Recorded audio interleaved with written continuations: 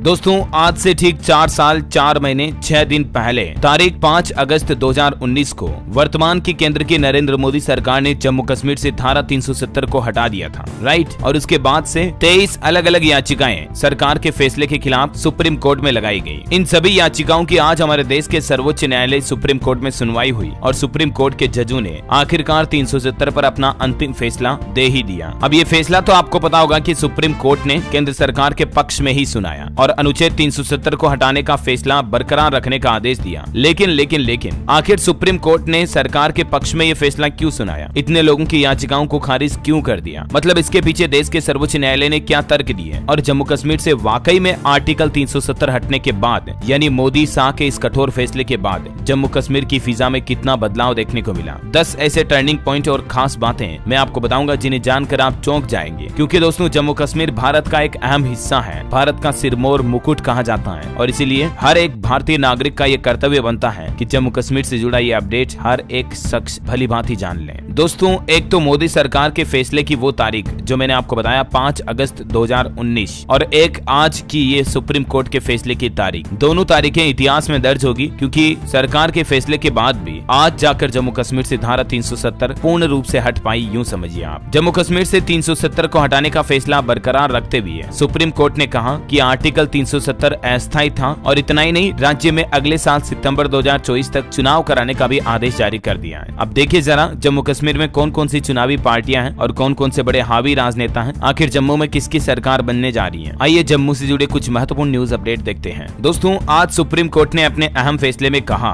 कि आर्टिकल 370 एक अस्थायी प्रावधान था और संविधान के अनुच्छेद 1 और 370 से ये स्पष्ट है कि जम्मू और कश्मीर भारत का अभिन्न अंग है। भारतीय संविधान के सभी प्रावधान वहाँ लागू हो सकते हैं। लिहाजा जो केंद्र सरकार ने 5 अगस्त 2019 को ये फैसला लिया था 370 हटाने का, ये बरकरार रखा जाएगा। वैसे आपको पता होगा 5 अगस्त की ही तारीख को 2 बड़े ऐतिहासिक फैसले हुए हैं। एक साल पहले 2019 में 370 हटी और उसके ठीक एक साल बाद 2020 में अयोध्या में श्री राम मंदिर का भूमि पूजन भी हुआ। Amazing, right? कोइंसिडेंस कहो या क्या कहो इसे। बहरहाल अभी जम्मू कश्मीर के 370 पर बात करें तो सुप्रीम कोर्ट ने ये फैसला बरकरार रखते हुए 30 सितंबर 2024 तक जम्मू में विधानसभा चुनाव कराने के आदेश भी जारी किए हैं। 5 जजों की बेंच ने दोस्तों सभी याचिकाओं पर एक साथ सुनवाई की। कौन कौन से जज हैं जिनके नाम भी आप देख सकते हैं? Justice DY Chandrachud, justice BR Gavai, Suryakant, Sanjay Kishan Kaul और संजीव खन्ना इस 5 जजों की टीम में शामिल थे। बेंच के सामने लगातार 16 दिन तक सुनवाई हुई, जो कि 5 सितंबर को खत्म हुई थी। उसके बाद सुप्रीम कोर्ट ने फैसला सुरक्षित रखा था आज की तारीख पर सुनाने के लिए। चीफ जस्टिस बोले कि केंद्र सरकार के हर फैसले को कोर्ट में चुनौती नहीं दी जा सकती है, क्योंकि सरकारें बनती ही फैसले लेने के लिए ही है। अगर केंद्र सरकार के फैसले से किसी तरह की मुश्किल खड़ी हो रही हो तभी इसे चुनौती दी जा सकती है। जैसे किसान आंदोलन के समय आपने देखा होगा, किसानों के लिए सरकार जो 3 बिल लेकर आई, उसके बाद किसान भाई लोगों ने काफी आंदोलन वगैरह किए थे, है ना। बहरहाल सुप्रीम कोर्ट के इस फैसले को 6 पॉइंट में समझिए, फिर मैं आपको जम्मू के कुछ खास बातें भी बताऊंगा। देखिए सुप्रीम कोर्ट ने भले ही इसे बरकरार रखा, लेकिन अभी भी हमारे देश के राष्ट्रपति की शक्ति